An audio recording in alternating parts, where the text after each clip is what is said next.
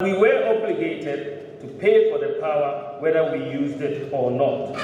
The excess capacity payments of this 17 billion includes a 7 billion CD payment for gas resulting from the signing of an offtake agreement for a fixed quantity of gas with ENI Sankofa on a take or pay basis, which was way in excess of what was needed at the time.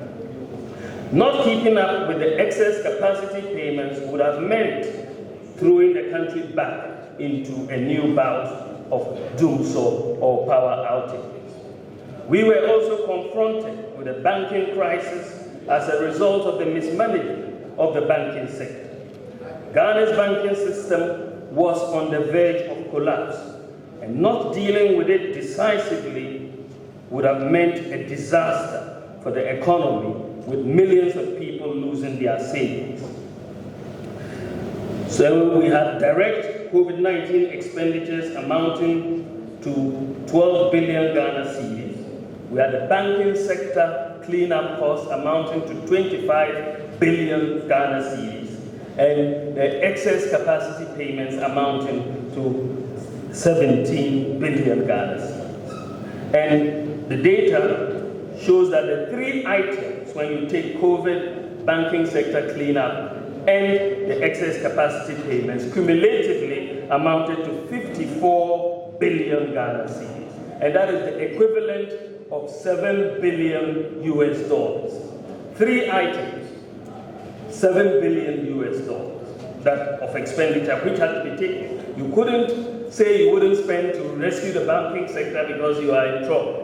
The economy will collapse. You couldn't say you won't pay excess capacity payments because you have power outages. You couldn't say you wouldn't spend on the COVID because we had a job to save lives. So the Ministry of Finance estimates, and this money, this $54 billion, was borrowed money.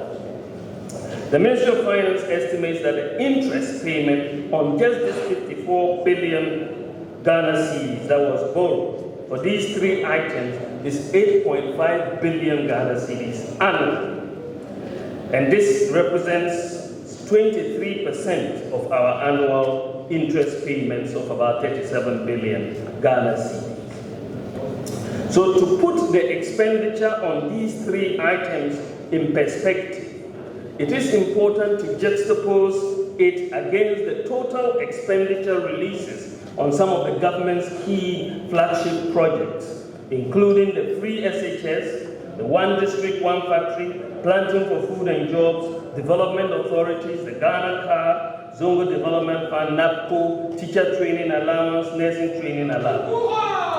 The data shows that the expenditure on these flagship policies that I've mentioned, the total expenditure by government on these flagship policies over a 5-year period amounted to 15.6 billion Ghana. 5 years, free SHS, NAPCO, and all 15.6 billion Ghana. And this is compared with the 54 billion Ghana cedis expenditure on the three exceptional items.